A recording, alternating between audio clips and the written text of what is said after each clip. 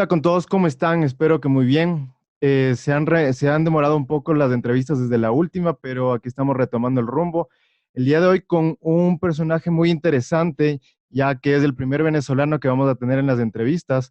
Se trata del politólogo y coordinador nacional de Vente Venezuela, Pedro Urruchurtu. ¿Cómo estás, Pedro?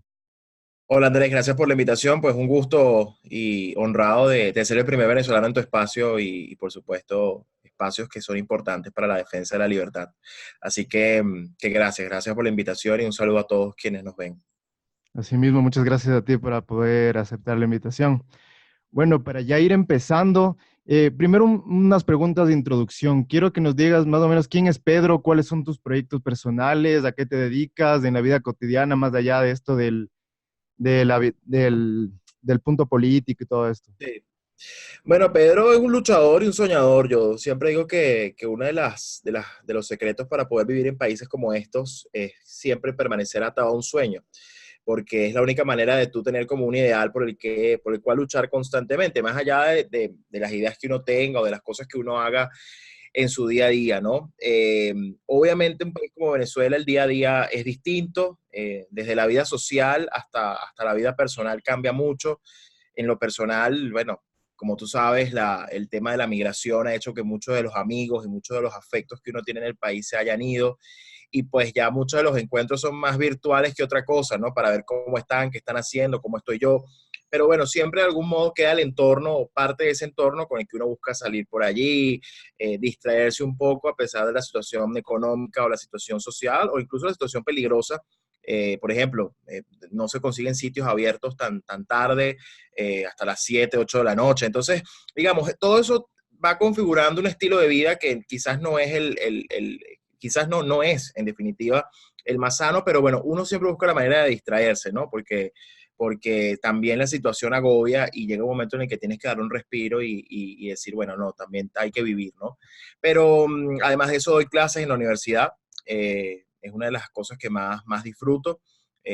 Hablarle a jóvenes como yo, que muchos de ellos tienen aspiraciones de irse, pero otros también quieren quedarse, quieren luchar en Venezuela, y hablar de historia, que es lo que imparto, historia de las relaciones internacionales, hablar de temas internacionales, eh, y por supuesto, digamos, la actividad docente en sí misma, ¿no? Hago radio también, que es una de mis pasiones.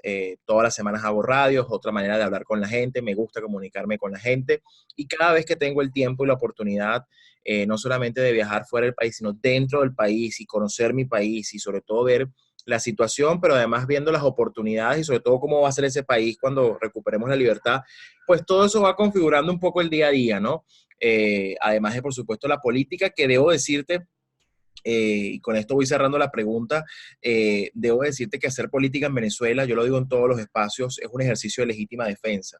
Yo creo que el hacer política hoy en Venezuela, involucrarse, no necesariamente para muchos ciudadanos en un partido, en mi caso sí, pero no para todo el mundo en un partido, pero sí hacer política, involucrarse, interesarse en lo que pasa y luchar para que esto acabe, es un acto de legítima defensa frente a un régimen que va contra todos nosotros y que busca exterminarnos. Así que pues sí, soy una persona que lucha, que sueña, que además sí, sueño incluso con hacer vida política, parlamentaria, me gustaría ser diplomático, representar a mi país en el exterior también diplomáticamente hablando. Tengo todas esas aspiraciones, pero primero lo primero, y en eso estamos. Claro, me imagino, debe ser más o menos como hacer un deporte extremo el meterte en política en Venezuela, no debe ser nada fácil. Sí, son Pero riesgos constantes, pero sí, bueno, se viven y hasta se disfrutan de algún modo. me imagino. Ante todo esto, ¿tú con qué filosofía o doctrina política puedes decir que te identificas? Y lo más importante, ¿cómo llegaste a esas ideas y por qué decidiste quedarte en ellas? Mira, sabes que yo a veces evito mucho el tema de la etiqueta, porque a veces las etiquetas pueden terminar amarrando, ¿no? Y a veces en los entornos políticos tú requieres de a veces hasta más apertura para poder incluso oponerte e incluso, digamos, fijar posiciones duras, pero en un marco de pragmatismo que yo siempre digo, por cierto, hay gente que cree que eso no es posible, pero yo sí creo en eso, el pragmatismo anclado en valores, ¿no? Es decir, tú tienes unos valores a los cuales no nunca vas a renunciar, son irrenunciables. En mi caso, por supuesto, los valores libertad, propiedad, vida. los valores que nos identifican en general a los que defendemos la libertad, pero en algunas ocasiones hay que ceder también, ¿no? Y eso es parte del ejercicio de la política. Ahora, en un país como este, donde no hay democracia, por supuesto, eso cambia. Respondiendo a tu pregunta concretamente, yo, para poner una etiqueta, yo me defino liberal clásico. Esa es digamos, mi corriente ideológica dentro de este espectro de las ideas de libertad. ¿Y cómo llegué a ellas? Curiosamente, yo estudié en la Universidad Central de Venezuela, donde doy clases. Es la universidad, debo decir, más de izquierda que ha tenido Venezuela.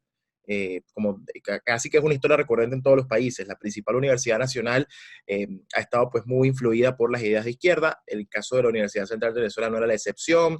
Quemaban los libros de autores liberales, odiaban estas ideas, era absolutamente una universidad de izquierda. En mi caso, cuando yo entré en el año 2007, no era tan, ya no era tan de izquierda, pero digamos, sin embargo existía ya toda esta onda de Chávez y pues, digamos, esa época de oro del chavismo en la cual mucha gente respiraba con esas ideas y yo siempre me opuse a ellas. Yo nunca comulgué ni con el ideario de Hugo Chávez, siempre lo identifiqué como un populista y como un tipo muy peligroso, además de, por supuesto, un tirano, pero además tampoco nunca comulgué con las ideas de izquierda y eso venía desde casa. ¿No? En casa nunca se hablaba de esas ideas, más bien siempre se oponían.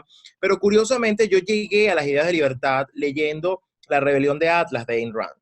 Y si bien es cierto, yo no soy objetivista, sí debo decir que ese libro marca un antes y un después en mi desarrollo incluso intelectual, porque comienzo digamos, desde a través de la narrativa, de una novela, pues cómo funcionan las ideas que al final terminan arruinando a los países, ¿no? Y cómo Exacto. terminan matando a los países, y tú terminas haciendo incluso la analogía con Venezuela. En ese momento no era tan visible porque teníamos la ilusión del país petrolero que, ¿sabes? Tenía mucha plata, qué sé yo. Pero fue muy interesante. Y luego, pues a partir de ahí, pues seguí afianzando mis ideas. Hayek, Mises, Friedman, y así fui leyendo autores, fui haciendo mi propio criterio y definitivamente entendí que las ideas de libertad son las ideas que funcionan. Muy curioso porque en algún momento incluso yo llegué a ir a la Universidad Central con mi libro de La rebelión de Atlas, o incluso llegué a ir con Del buen salvaje al buen revolucionario de Carlos Rangel, un autor venezolano liberal importantísimo del siglo XX venezolano, y, y y la verdad es que era, en algún modo yo nunca, no había caído en cuenta, sino después, hoy que lo veo en retrospectiva, que eso era un reto, ir a una universidad como la Central con esos libros en mis manos, ¿no? Pero es parte del proceso y eso fue lo que me llevó definitivamente a no solamente entender estas ideas, sino a promoverlas todos los días. Claro, eras un infiltrado, me imagino todas los debates y peleas con compañeros y profesores, creo que a todos los liberales nos ha pasado. Pero hoy debo decir que hoy es completamente diferente. Hoy más bien, yo siento que en el caso de la propia Universidad Central, donde hoy doy clases, o sea, hoy lo veo como profesor y no como estudiante, eh, este es un espacio donde hoy las ideas de la libertad son mucho más aceptadas, son mucho más leídas, son mucho más incluso comprendidas por la gente. Y claro, yo, como digo yo, después de 20 años de socialismo, de haber entendido de la peor manera el daño que hacen esas ideas, pues al final la gente terminó entendiendo por las malas que la libertad es lo que funciona. Pero hoy, digamos, incluso hay movimientos liberales dentro de la Universidad Central de Venezuela, cosa que es interesantísima, al punto de que hace un par de semanas estuve con Martín Krause en la Facultad de Ciencias Económicas y Sociales, que era la facultad pues más de izquierda de toda la universidad, y hoy lo recibían como un ídolo más. Entonces, eso quiere decir que las cosas están saliendo bien para quienes defendemos estas ideas, afortunadamente. Claro, en ambiente, lastimosamente se tiene que aprender a las malas, como pasó, qué sé yo, en la Europa del Este, que después de años de comunismo se abrieron al mundo y todo eso. Pero Sí. bueno, ya hablando más o menos de un dinamismo ya dentro de la política, ¿tú cuál crees que es el papel principal que tiene ahora 20 hoy en día y cómo es vivir como oposición en un país no democrático y abiertamente autoritario? Mira, yo creo que el rol de 20 Venezuela, nosotros decimos, y lo decimos hasta con orgullo, que somos el único partido no socialista en Venezuela. Y eso tiene un significado muy importante, porque por nuestra cultura y nuestra historia política, muchos partidos siempre comulgaron con las ideas, incluso socialdemócratas, ¿no? Propia incluso del modelo rentista del petróleo. Siempre los partidos terminaron yéndose más hacia una visión de izquierda, centro izquierda, como lo querramos ver, Pero hoy nosotros abiertamente somos el único partido que, por el contrario, más bien nos oponemos abiertamente al socialismo, no tenemos nada que ver con la Internacional Socialista, nos oponemos abiertamente a eso, más bien hemos hecho acercamientos, por ejemplo, con la Red Liberal de América Latina, con la Internacional Liberal, somos el primer partido que ha tenido algún tipo de representación en la Internacional Liberal. María Corina Machado, que es nuestra líder nacional, recibió este año, lo recibe ahora en octubre, pero le fue otorgado este año el Freedom Award, Freedom Prize de la Internacional Liberal. Entonces sí, en lo ideológico hemos asumido ese reto y yo siempre digo que nosotros tenemos un doble reto en Venezuela, porque por un lado tenemos el reto de derrotar un régimen como el que hoy sufre Venezuela, pero también derrotar al socialismo. Entonces es un doble reto porque hay que decirlo, derrotar a Maduro no significa derrotar al socialismo todavía en Venezuela. Y hay muchísimo por hacer. Entonces, nuestro rol, por un lado, es eso, no es como ser esa voz de la conciencia en cuanto a las ideas de libertad, pero además con una perspectiva de poder. O sea, entendiendo que hay que llegar al poder para transformar a partir de esas ideas y enrumbar a Venezuela hacia un país verdaderamente de libertades, un país donde haya Estado de Derecho, libertad económica, de respeto a la propiedad privada, etcétera, etcétera, etcétera. Entonces, nosotros sí creemos que ese es el modelo y que esa es la visión. En cuanto a la coyuntura, somos un partido que siempre se nos llamó exagerados cuando advertíamos lo que en Venezuela podía pasar. Nosotros fuimos el primer partido que abiertamente habló de crisis humanitaria hace 4 años y nos decían exagerados y locos. Eso no podía pasar en un país como Venezuela, que era un país petrolero. Fuimos los primeros en denunciar la injerencia del régimen cubano en todas las esferas de poder nacional. Nos decían exagerados, nos decían que éramos pues, promotores de teorías de la conspiración, que los cubanos no estaban en Venezuela. Y hoy se ha demostrado que los cubanos tienen prácticamente el control de las instituciones, de los militares y de todo el sistema político venezolano en general. Fuimos además los que hablamos abiertamente de que Venezuela se había convertido en un régimen criminal. Es decir, nosotros ya ni siquiera llegó un momento en el que, así como fuimos los primeros en hablar de dictadura, cuando aquí todo el mundo decía que esto era una democracia fallida o una democracia con fallas o con zonas grises, con dificultades, pero nadie le decía dictadura, hoy somos los primeros que decimos que ya ni siquiera podemos hablar de dictadura. O sea, ya nos quedamos cortos, ya esto ni siquiera es una dictadura Una en los tiranía. términos tradicionales e incluso ni siquiera una tiranía, porque digamos, conceptualmente la tiranía incluso sí, podría encajar más, pero es que es peor que eso, es un régimen criminal. Es decir, más allá de la práctica política que tengan, el problema de fondo es su naturaleza, es la manera como actúa, es la manera como se relaciona, es un centro de convergencia de mafias y de intereses criminales de todo el mundo. Aquí tenemos Hezbollah, Hamas, tenemos a la FARC, al ELN, a las guerrillas, narcotráfico, más las prácticas, digamos que además han encontrado un soporte, ¿sí?, de ideas socialistas, la justificación ideológica para actuar. Entonces, hemos asumido esa voz, una voz muy firme. Yo debo decir, hoy, por ejemplo, te lo puedo decir, Andrés, el jueves, el 25, mañana, comienza en la reunión del Foro de Sao Paulo en Caracas, la número 25. Están llegando delegados de más de 100 países a esa reunión. Todos sabemos qué es el Foro de Sao Paulo, para qué se creó y cómo permitió que la izquierda, bajo el discurso de la democracia, llegara para destruir la democracia en buena parte de la región, y todo tu país lo sabes muy bien con quién lo lograron. Entonces, se reúnen en Venezuela a partir de mañana. Ese es el Foro de Sao Paulo. Y nosotros debo decir que somos el único partido que tenemos una campaña desde hace una semana abierta y frontal contra el Foro de Sao Paulo, al que le hemos llamado el Foro de la Muerte. Entonces, ese es el tipo de posiciones que nosotros hemos asumido, basados en el coraje, basados en que hay que decir la verdad, cueste lo que cueste, y entendiendo además que muchas veces hemos estado solos en el desierto, Andrés, porque cuando mucha gente te dice radical, te dice exagerado, te dice lo que sea, son etiquetas que son muy fáciles de imponer y que al final la fuerza de los hechos termina dándonos la razón. Y uno piensa cuánto se pudo haber evitado en muertes, en dolor, en tragedia, si hubiéramos hecho las cosas correctas hace tiempo. Esto, por supuesto, y lo conecto con la segunda parte de tu pregunta, tiene profundos riesgos y enormes, enormes consecuencias para todos quienes decidimos hacer política de esta forma, además. Porque no solamente hacer política, es hacer política de esta manera, confrontando y diciendo la verdad, que es una verdad que no le gusta, por cierto, a todo el mundo de lado y lado, no solamente del lado del régimen. Y eso es una gran verdad. Entonces, sí, aquí estamos sometidos a persecución permanente. Los organismos de inteligencia del Estado nos siguen, monitorean nuestras conversaciones, están pendientes de nuestros movimientos, de lo que hacemos, de lo que decimos, nuestras redes sociales, hay amenazas, en fin, hay un montón de circunstancias que son riesgosas, sin hablar del sacrificio humano. Familias que se han tenido que separar, la mía en particular, se ha tenido que ir, la de todos, todos tenemos por lo menos un miembro de nuestra familia que se ha ido.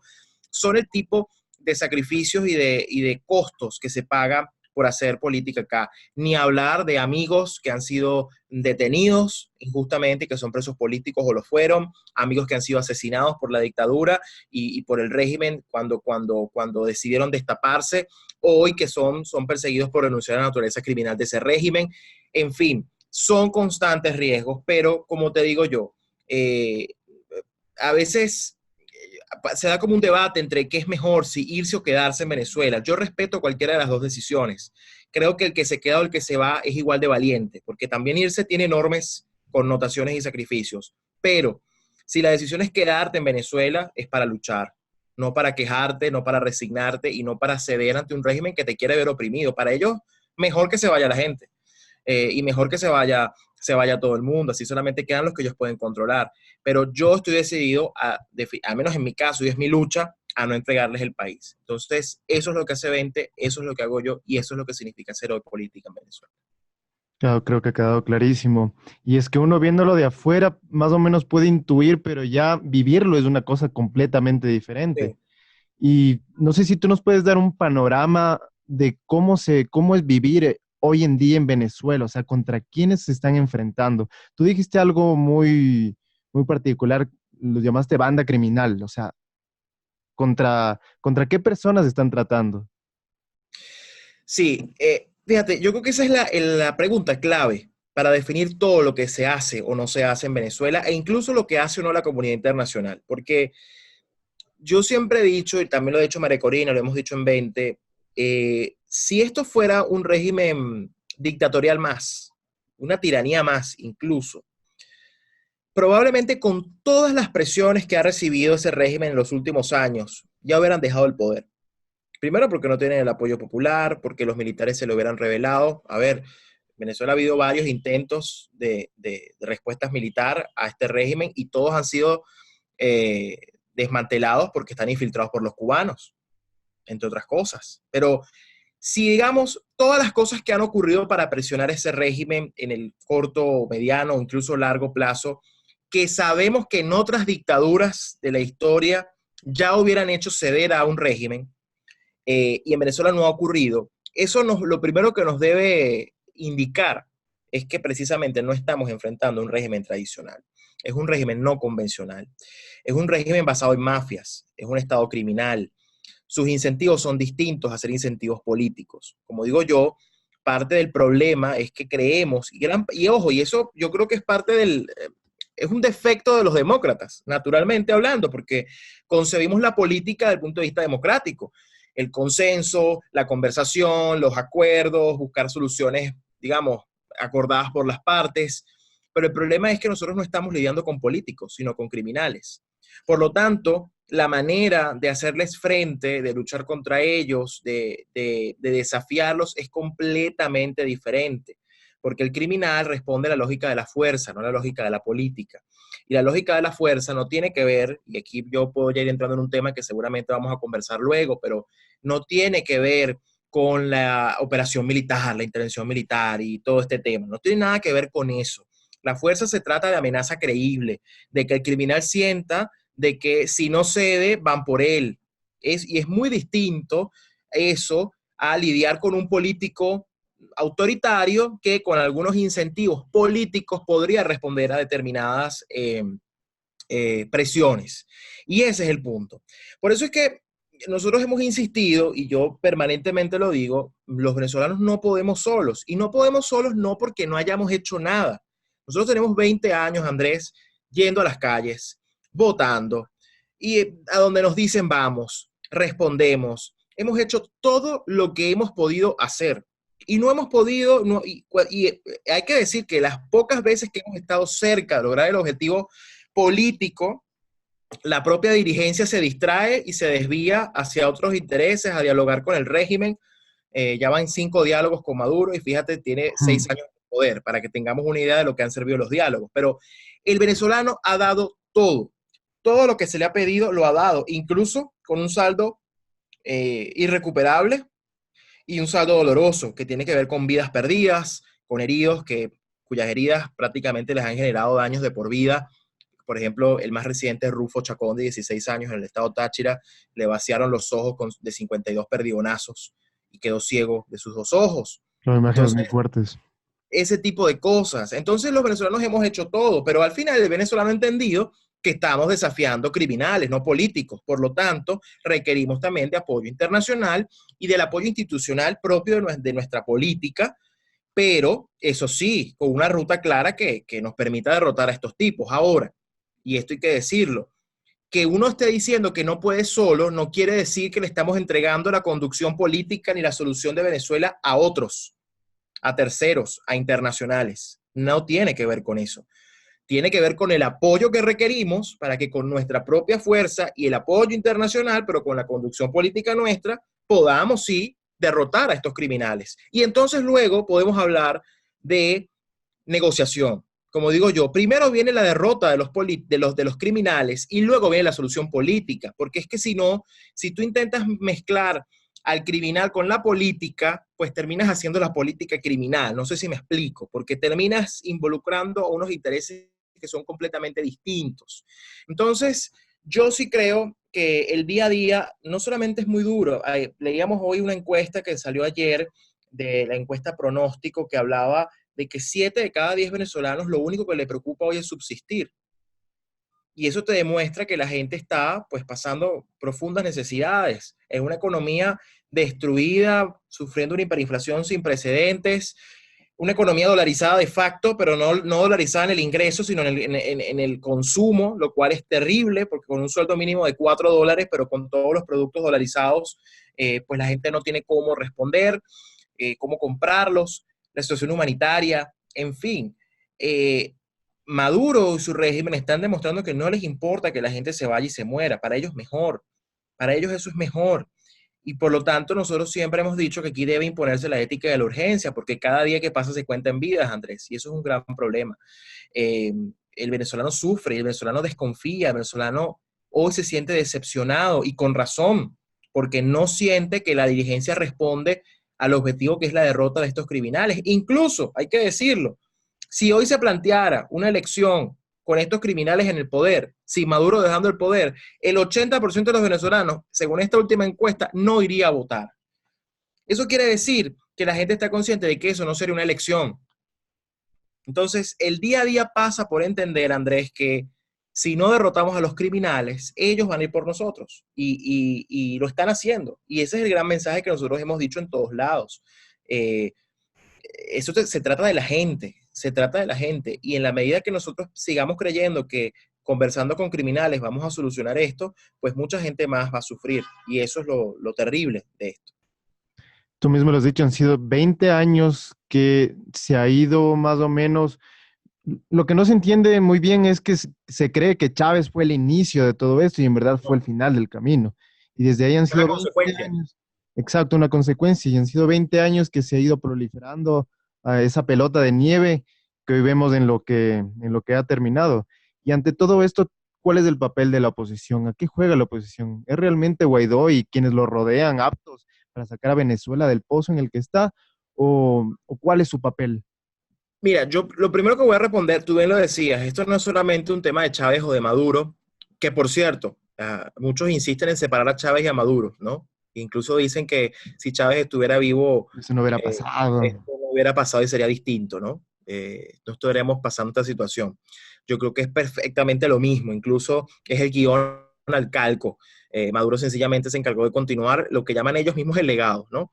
Pero ciertamente, como tú lo decías, estos han sido 20 años, pero además yo le agrego que han sido más de 20 años. Es decir, son 20 años de socialismo carnívoro, digamos, ¿no? Lo que ha vivido Venezuela, pero con muchos años más previos a estos 20 que fueron socialistas vegetarianos, ¿ok? Fueron de control económico, fueron de prácticas socialistas que fueron caldo de cultivo para que el chavismo llegara al poder, sin lugar a dudas. Entonces Venezuela tiene por lo menos 40 años viviendo de prácticas socialistas en su economía y aun cuando en el periodo democrático la libertad política tuvo un momento estelar, económicamente bastante socialismo. Entonces hay mucho que reflexionar al respecto. Sobre tu pregunta y el rol de la oposición, Andrés, eh, ha habido momentos. Yo creo que mucha gente se cuestiona y dice que el chavismo haya durado 20 años en el poder ha sido, entre otras cosas, por culpa de la propia oposición que no ha sabido enfrentarlo como se debe desde el primer momento, ¿no? Primero con Chávez y sus prácticas en las que muchos creían que era un demócrata y por lo tanto se embelesaban y creían que esos llamados a la democracia eran genuinos y pues había pues ciertas concesiones electorales por acá, ciertos juegos por allá, que hacían ver esto, lo que te decía, que muchos dijeran que esto no era una dictadura, sino una democracia con zonas grises, ¿no? Eh, Luego, bueno, con Maduro se destapa lo que ya venía siendo una práctica de Hugo Chávez, pero se destapa una dinámica criminal. Y yo siento que la oposición siempre ha llegado como tarde al momento en el que tiene que responder. O sea, siempre como que responde tarde. Yo siempre pongo el ejemplo, hay una infografía por allí de que salen los navegadores de Internet, Internet Explorer, Firefox, Safari, y siempre queda Internet Explorer como que responde de último o ni responde, ¿no? Bueno, algo Exacto. así. La oposición termina siendo como Internet Explorer en esa infografía, porque eh, siempre ha estado como ralentizado en el diagnóstico. Y yo creo que el gran problema de la oposición venezolana estos 20 años fue de diagnóstico, fue no haber caracterizado correctamente la naturaleza del régimen, haber subestimado la naturaleza del régimen, haber creído que eran políticos y demócratas, es decir, haber hecho una serie de cosas y factores que le terminaron dando legitimidad a este proceso que fue tan dañino para el país. Yo creo que a partir de enero de este año, con la llegada al poder de Juan Guaidó, su juramentación como presidente encargado, yo creo que los venezolanos encontramos en lo que creíamos y le hemos llamado nosotros la ruta del coraje, la dirección correcta para derrotar a un régimen como el que hoy sufre Venezuela. Y en ese momento nosotros, y debo decir todavía, le hemos dado el apoyo a Juan Guaidó porque creemos que Guaidó le tocó asumir una coyuntura muy complicada. A ver, se convirtió en el presidente legítimo de Venezuela, respaldado por 50 países en un momento probablemente el más peligroso del régimen, con los mayores peligros, con todo lo que suponía haber asumido esa perspectiva. Obviamente no en todo lo hemos acompañado, porque creemos que ha habido desviaciones de ese rumbo de coraje. Por ejemplo, estas nuevas conversaciones en Oslo y en Barbados, que todos sabemos que el régimen usa el diálogo para ganar tiempo, porque no es diálogo al final, y creemos que haber ido hacia allá son distracciones que son cosas como que van contaminando el ambiente y le restan foco a la acción, que es una acción de presión directa, que fue la amenaza que sintió Maduro el 23 de enero cuando Guaidó se juramentó y el primer país que lo reconoció fue Estados Unidos y luego 50 países lo reconocieron. Es decir, ahí había un proceso en el cual tú veías una ofensiva por parte de la oposición y el régimen había retrocedido, pero eso ha cambiado y ha cambiado porque la propia oposición y el propio Juan Guaidó, pues no creo yo que muchos de los pasos que han dado no han sido acertados y han optado por distracciones antes que por acciones concretas. Yo en todos lados digo, Andrés, que el fracaso de Juan Guaidó es el fracaso de todos los venezolanos hoy, porque al final él representa al final la opción para una transición. Y él mismo planteó una ruta, que era cesar la usurpación, que haya un gobierno de transición y que existan unas elecciones libres en las que, por supuesto, nosotros esperaremos competir en una dinámica democrática, pero para que sean libres, tiene que salir Maduro y el régimen del poder. Más que Maduro, el régimen, el sistema. Ir a una transición que permita que el sistema sea lo mínimo, y cuando digo lo mínimo lo digo con reserva, debería ser lo máximo confiable posible para que haya una elección verdaderamente libre, porque de lo contrario vas a tener elecciones con las mafias, y las mafias podrán perder la elección hoy, pero con toda la plata que se han robado y la plata que viene de las dinámicas lícitas e ilícitas de las que obtienen plata, y con todo su sistema de apoyo, digamos, de complicidad internacional, Foro de Sao Paulo, izquierda, etcétera, etcétera, pueden volver al poder con más fuerza que nunca. Mira el caso de Nicaragua, mira lo que pasó en Rusia después de la caída de la Unión Soviética. Entonces, si nosotros no tenemos una transición ética, como decimos nosotros, puede ser amplia en lo ideológico, pero sí ética, muy estricta en lo ético, que derrote a las mafias, corremos el riesgo de que tengamos una transición que va a ser una transacción y que lo que va a terminar llevando esto es una elección que no va a ser libre.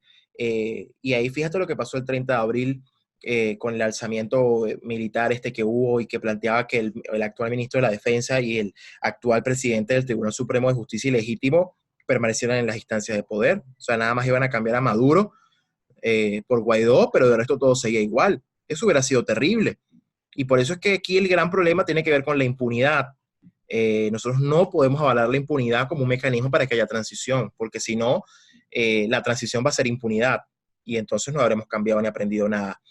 Entonces yo sí creo que estamos en un momento estelar, una ventana corta de oportunidad, pero que requiere de pasos firmes, sin distracciones y entendiendo que estamos lidiando con criminales y no con políticos.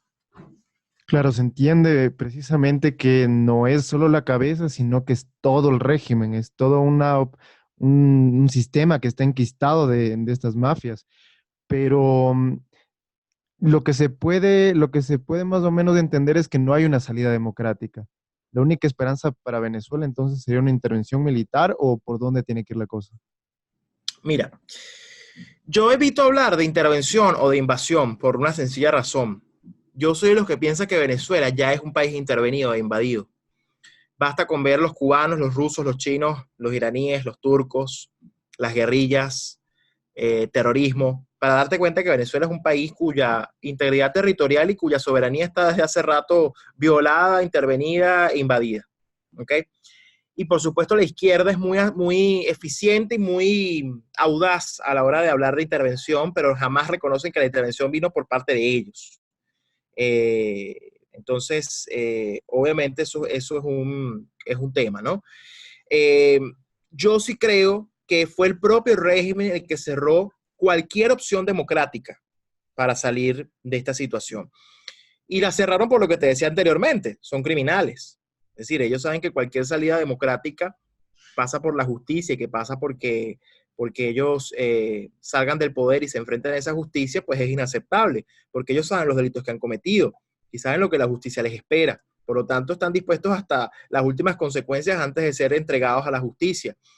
Yo sí creo que, eh, digamos, se requiere de una opción de fuerza externa, una opción de presión que permita, y esto tiene que ver con nuestros vecinos, tiene que ver con aliados como Estados Unidos, como Israel, con vecinos obviamente Colombia, Brasil, una coalición internacional de presión y de fuerza que obliga a los criminales a entender por medio del uso de diferentes mecanismos diplomáticos, financieros, militares, policiales, porque son criminales, policiales, justicia internacional, todas las herramientas posibles que permitan presionar y a construir una amenaza creíble que le haga creer a estos grupos, entendiendo Maduro y las mafias y los que están invadiendo el territorio de verdad, que el costo de permanecer será tan alto que es mejor que se vayan. Y que se vayan, obviamente, bajo los términos que esa fuerza impone. Es decir, no con impunidad, sino enfrentando a la justicia y haciendo lo que hay que hacer. Entonces, yo creo que inevitablemente es la única manera. Aquí por mucho tiempo, en los últimos meses, se habló de que todas las opciones están sobre la mesa. Honestamente, ya no todas están sobre la mesa. Las del diálogo, las de la conversación, las de creer que el régimen va a entregar el poder por las buenas, ya quedaron descartadas. Y la fuerza de los hechos inevitablemente, Andrés, nos está llevando a creer que la única opción es la de la fuerza. Que, insisto, no tiene que ver con intervención, no tiene que ver con movilizar 20.000 Marines que tienen que venir, no, eso no tiene nada que ver. Hoy, en pleno siglo XXI, hay suficientes mecanismos de inteligencia, tecnológicos y recursos políticos, policiales y de justicia que pueden ser suficientes para hacer y construir esa amenaza creíble. Ahora, seguir pensando que este régimen va a salir por una vía democrática, pues es condenar a muchos más venezolanos a muerte porque eso no va a ocurrir. El tiempo va a pasar y lamentablemente nos va a dar la razón de que esa va a ser la única opción posible, la de la fuerza. Y por eso insisto en lo que te dije en la primera parte de nuestra entrevista. Te dije, Yo creo que primero hay que derrotar a los criminales, sentarlos y hacerlos entender que tienen que irse con una amenaza creíble. Y después hablamos de la solución política, que sí, va a ser democrática, va a ser pacífica, va a ser electoral, va a ser además con una transición, va a ser todo lo que queremos que sea. Porque además, Andrés, yo debo decir que en este momento ya no se trata de lo deseable. Fíjate, yo quisiera, yo te he puesto que tú también, y todos los que nos van a ver en esta entrevista, y todos los que nos escuchan, todos quisiéramos que mañana en Venezuela hubiera una elección en la cual Maduro entregara el poder. Todo el mundo quisiera eso. Es lo más fácil, lo menos complicado, lo más óptimo, e incluso lo que como demócratas quisiéramos. La pregunta ¿es posible? Yo te debo decir, hoy no es posible. Entonces, ya esto no es solo lo deseable, no es lo que queremos, es solo lo que realmente se puede hacer. Y lo que se puede hacer, lamentablemente, cada vez es menos democrático en el sentido de las opciones que hay, porque el propio régimen las ha cerrado. Es decir, mientras ellos tienen su asamblea constituyente ilegítima haciendo desastres y cuestionando todo lo que haga la legítima Asamblea Nacional, ¿qué opción tienes para buscar una salida democrática? Ellos mismos la han cerrado, porque no son demócratas, porque no son políticos, porque son criminales y saben lo que han hecho. Precisamente, yo más o menos veo que este régimen no tiene una salida en que ellos terminen ganando algo. O sea, no hay una sola salida en que ellos terminen ganando. La única sería irse a Cuba. O sea, no hay ninguna otra forma. No hay, Claro, no hay una opción de diálogo. Eso está claro. No hay una es opción de que diálogo. la pregunta que hay que hacerse acá, Andrés, es ¿qué incentivo tienen ellos hoy, en este momento, para dejar el poder? Ninguno. Más allá de las Ninguno. sanciones, que es lo que están pidiendo en Barbados, ¿no? Que le quiten las sanciones, porque saben que con las sanciones podrían hacer algo, pero, o sea, me refiero de mejorar la situación, que además aquí tenemos incluso una falsa oposición que dice que la culpa de la situación es de las sanciones, no del socialismo, ni de Chávez, ni de nada por el estilo, sino de culpa de las sanciones para ellos. Claro, ¿Okay? pero ya Como la gente estaríamos que entrando dice, al campo de la impunidad. sí, es como la gente que dice que en Venezuela no ha habido verdadero socialismo, sino que lo que ha habido es corrupción y que si aquí estuviéramos viviendo verdadero socialismo esto no hubiera pasado, ¿no? Ese tipo de cosas. Pero volviendo al punto, ¿qué incentivo tiene hoy, y más que dialogar, a negociar? Pero para tú obligarlos, siendo criminales, tiene que haber una amenaza creíble, porque de lo contrario, ellos van a usar el diálogo para sentar a la oposición, tenerla allí todo el tiempo que sea necesario, distraerla, decir que van a hacer una posible elección con ellos en el poder, pero al final no ceden en nada, no tienen incentivo alguno para dejar el poder por esa vía, salvo que los obligues. Y por eso es que el poder a ellos hay que arrebatárselos, y hay que desalojarlos. ¿Y cuál sería el procedimiento para poder arrebatarles del poder? Si tenemos en cuenta que esta no sería, por ejemplo, una guerra convencional, más o menos como lo que fue la intervención en Panamá, por ejemplo. Eso fue algo completamente diferente. Como tú mismo dijiste, estamos en el siglo XXI y vemos que esto se maneja como mafia y las mafias obviamente tienen guerrillas. ¿Cómo sería entonces el camino, la salida que se puede, logística? Mira, tú lo has dicho, tú has dado en el clavo con lo que acabas de decir. Esto es una guerra no convencional. Y las guerras no convencionales se enfrentan en planos no convencionales. Es decir, el terreno de operaciones es diferente. No tiene que ver necesariamente con el territorio. Por eso te decía que tienen que venir unos Marines y que eso no tiene que ver con eso en este momento. Las guerras no convencionales se manejan o se ganan con el uso acertado de información de inteligencia, con el uso acertado de tecnología, con el uso acertado de la opinión pública y de las mentes. En fin, hay una serie de elementos allí que entran. Yo creo que hay recursos dentro y fuera del país para que eso pueda ser posible. Y creo además que hay la voluntad política, al menos externa, porque se entiende que la situación venezolana está tomando un rumbo muy peligroso a nivel migratorio, a nivel político, a nivel de la estabilidad y la seguridad de la región.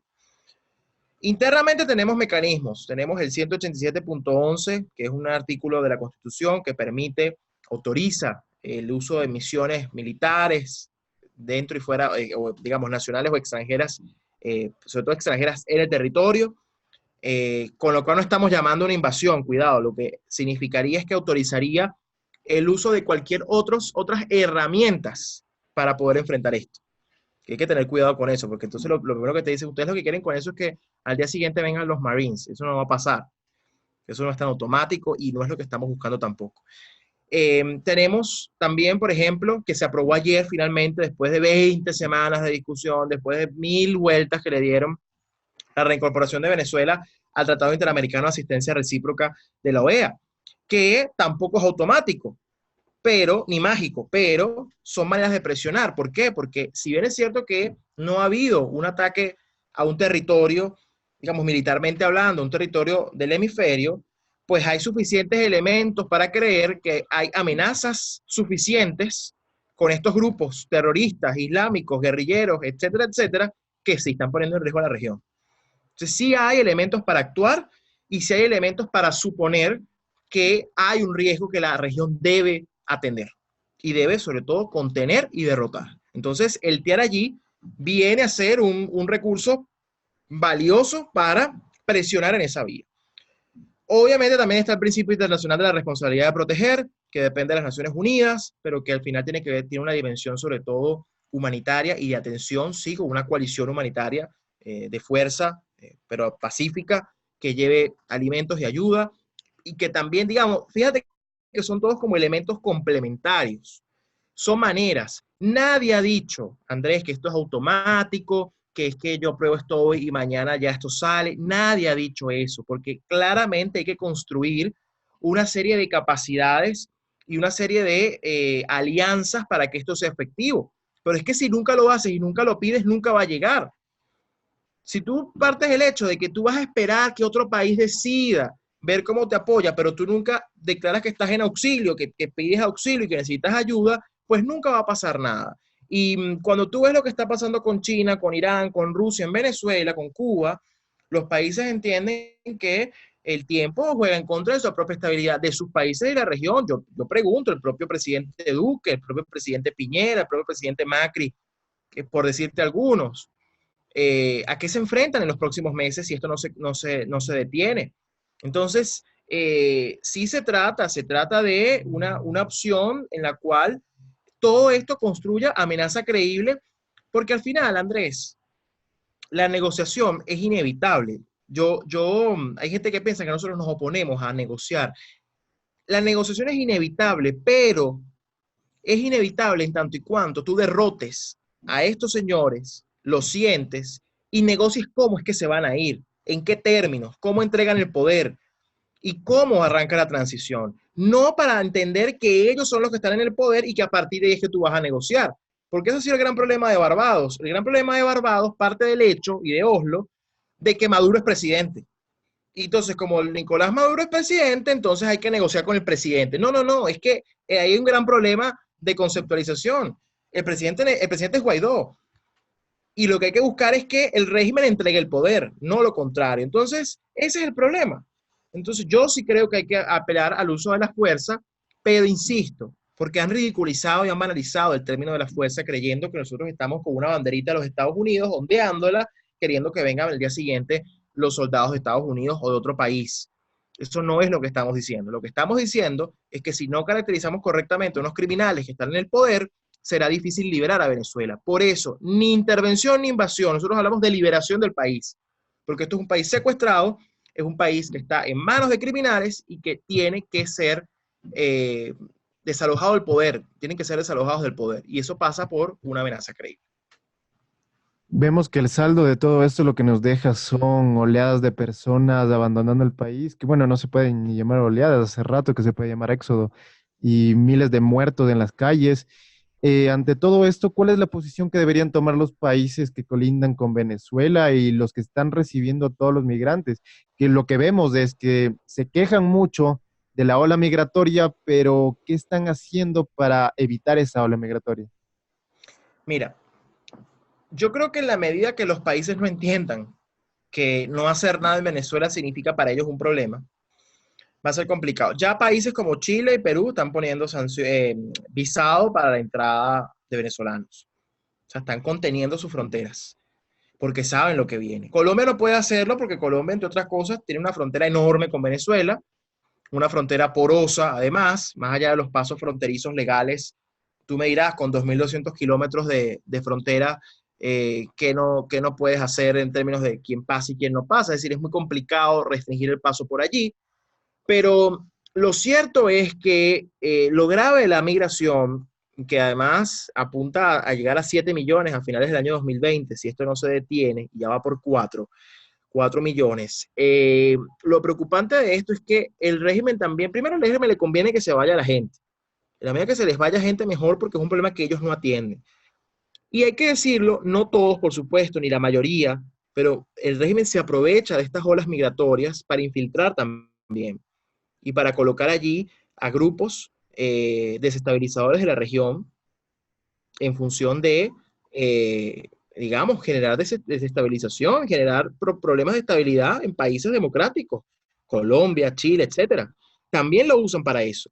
Y también para que se vayan criminales hacia esos países y hagan de la región pues un tema de cuidado. Entonces, insisto, no todo el mundo, porque además estamos viendo ahora unos ataques de xenofobia muy importantes en buena parte de la región y no quiero que eso se entienda como que estamos diciendo que todo el mundo que emigra es un antisocial o lo que sea. Pero sí el régimen se aprovecha de esto para infiltrar a estos grupos. Entonces, el riesgo, creer que el problema de Venezuela se puede contener en Venezuela es imposible, eso no va a pasar. La gente se va a ir, porque esto además no es una isla, esto no es Cuba, en ese sentido. Aquí la gente se va a desplazar, se va a mover. Y no actuar, el costo de no actuar es el costo de asumir que la región va a estar en profunda desestabilización, porque ninguno de estos países además está preparado para recibir una oleada migratoria como la que está recibiendo. Claro, no estamos Entonces, hablando de Alemania, estamos hablando de Colombia, de Ecuador, de Perú. exactamente. Que además por tierra te vas rapidito, te agarras un autobús, hay gente que va caminando, hay gente que se muere en los pasos, por cierto, por el frío o por las calamidades que pasan. Pero a ver, esto es complicado y yo creo que hoy, al menos hoy, yo noto un poco más de conciencia por parte de los vecinos de que no hacer algo rápido en Venezuela tendrá unas consecuencias tan duras para la región que prefieren evitar esas consecuencias. Y yo creo que sí hay un costo y una urgencia de actuar, porque si no, bueno, ya sabemos lo que puede terminar pasando, ¿no? Y tampoco se vale decir que, bueno, que se vaya todo el mundo y que se quede Maduro allí para siempre porque no nos importa Venezuela. No, eso tampoco puede ser la opción. Precisamente, y lo que no se tiene muy en cuenta es que esto recién está empezando, o sea, no es que ya salieron todos, ya son millones que salieron y hasta ahí se va a quedar la cosa, o sea, esto se puede seguir agravando y puede seguir aún más escalando la problemática. Pero ya ante todo, ante todas estas cosas y desilusiones, ¿tú crees que hay motivos para tener esperanzas en Venezuela o por el contrario, ya se está llegando a un punto de no retorno donde veremos una cubanización total del país, o Mira, peor aún? sí, yo, yo pienso en el caso de Cuba y a veces es un caso doloroso porque uno siente que a veces como que a Cuba lo han olvidado. Uno a veces siente como que Cuba, la comunidad internacional entró en una especie de resignación con Cuba. De decir, bueno, tienen 60 años allí, los que viven ahí no están allí, los que pudieron irse se fueron. Y como que hay que decirlo, hubo una especie de lavada de manos de muchos en la comunidad internacional con el caso de Cuba. Y yo, por supuesto, no quisiera que pasara eso con Venezuela. Y yo estoy consciente, además, que el triunfo de la libertad en Venezuela significa la derrota y el triunfo de la libertad en Cuba, en Nicaragua, en Bolivia, en todos estos países también. Porque yo estoy completamente seguro que parte del soporte que tiene hoy Cuba todavía es gracias al régimen venezolano y el poder que tienen y la influencia que tienen.